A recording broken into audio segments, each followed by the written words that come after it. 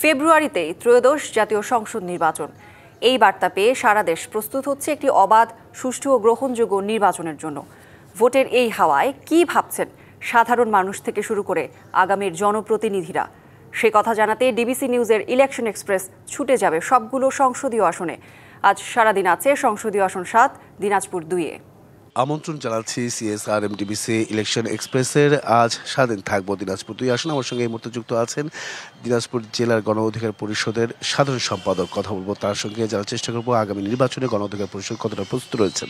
স্বাগত আপনাকে CSRM DBC election এক্সপ্রেসের। শুরুতেই জানতে চাই যে এই আসনটিতে বিএনপি রয়েছে, জামাত রয়েছে, আর অন্যান্য দল রয়েছে।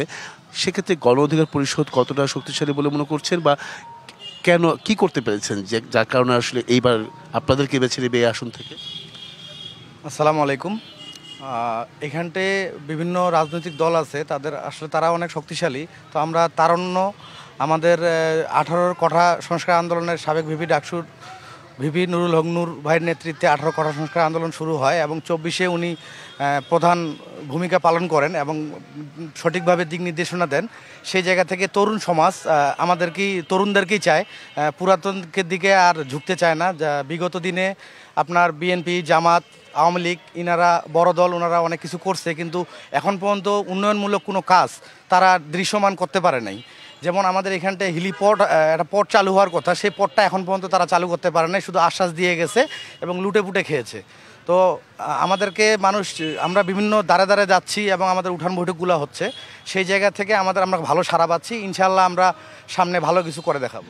এই 2 আসনের জন্য কি করা প্রয়োজন, যার কারণে আপনাদেরকে ভোট দিবে সাধারণ মানুষ? কি ধরনের প্রতিশ্রুতি নিয়ে যাবেন আপনারা? আচ্ছা, আমাদের এই 2 আসনে কর্মসংস্থানের কোনো ব্যবস্থা নাই।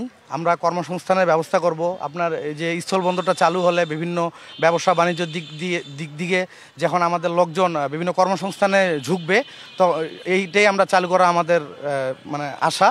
এবং এইখানটায় যেহেতু সীমান্তবর্তী এলাকা, এখানটায় মাদক চোরাচালানটাই বেশি হয়, আমরা অবশ্যই এই মাদককে 0 টলারেন্স ঘোষণা করব। গণ অধিকার পরিষদ নির্বাচনে অংশ নেবে, সেটা যদি জোটের মাধ্যমে হয় তাহলে কি হতে পারে, আর জোট ছাড়া যদি থাকে তাহলে কতটা আপনারা করতে পারবেন? আমরা এখন পর্যন্ত জেনেছি যে আমাদের 300 আসনেই প্রার্থী ঘোষণা হবে, আমরা 300 আসনেই নির্বাচন করব।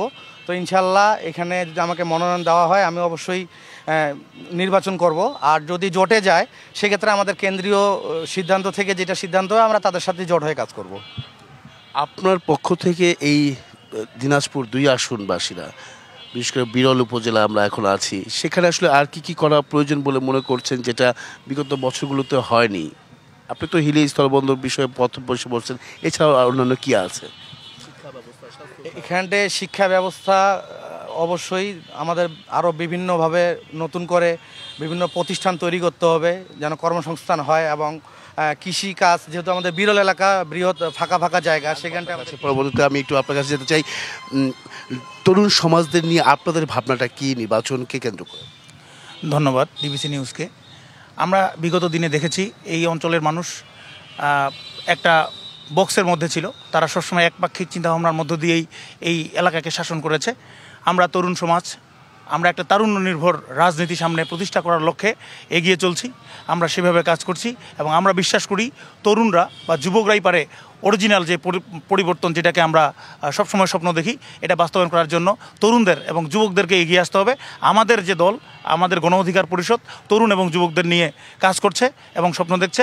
আমরা শতভাগ চিন্তা করি বা বিশ্বাস করি যে আগামী দিনে আমাদের দল তরুণদের জন্য অনেক ভালো পদক্ষেপ নিয়ে আসবে। বিএনপি জামাত রয়েছে, কতটা চ্যালেঞ্জ হতে পারে মনে করছেন এবার নির্বাচনটা?